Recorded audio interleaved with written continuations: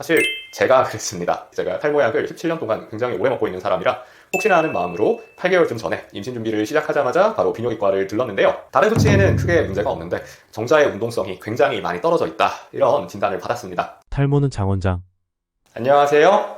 그로의원 장태호 원장입니다. 탈모약 드시는 분들 중에 아마 부작용 걱정 한 번도 안 해보신 분들은 아무도 안 계실 거예요.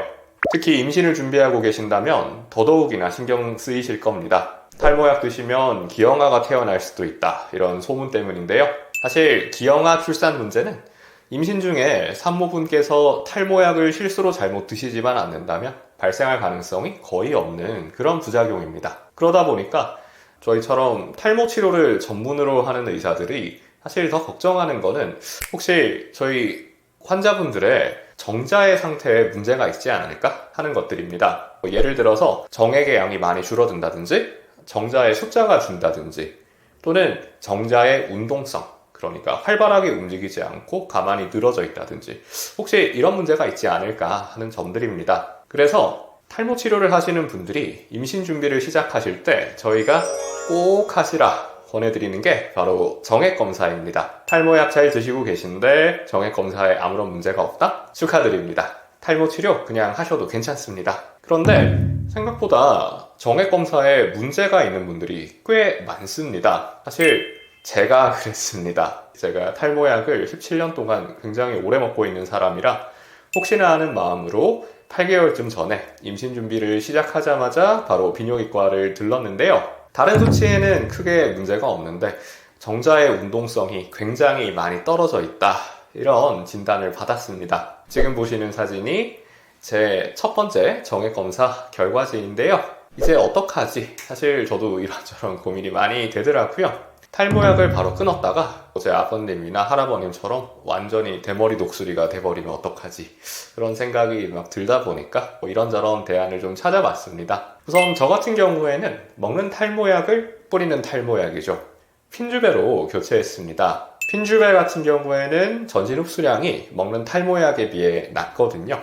그래서 성기능 관련된 문제를 일으킬 가능성이 적습니다. 물론 엄청 주의하셔야 돼요. 이게 머리카락에 묻어있는 게 산모에게 전달이 되면 안 되기 때문에 저 같은 경우에는 핀주베를 쓰고 꼭 머리를 아주 깨끗하게 감고 귀가하는 그런 식으로 치료를 했고요. 그리고 기존에는 한 달에 한 번씩만 하던 탈모 치료를 2주에 한 번으로 주기를 2배 더 자주 했습니다. 그 결과 제 머리카락은 이전과 큰 다를 바 없는 수준으로 잘 유지를 할 수가 있었고요. 또 정자에 문제를 일으키는 원인 중에 남성 호르몬 수치가 감소하는 것도 있거든요. 그래서 다이어트도 열심히 하고, 물론 실패했습니다만은 운동도 열심히 해서 그냥 돼지에서 건강한 돼지가 되는 정도로 생활 습관도 좀 좋게 바꾸어 봤습니다. 그리고 나서 3개월 뒤에 바로 두 번째 정자 검사를 했는데요.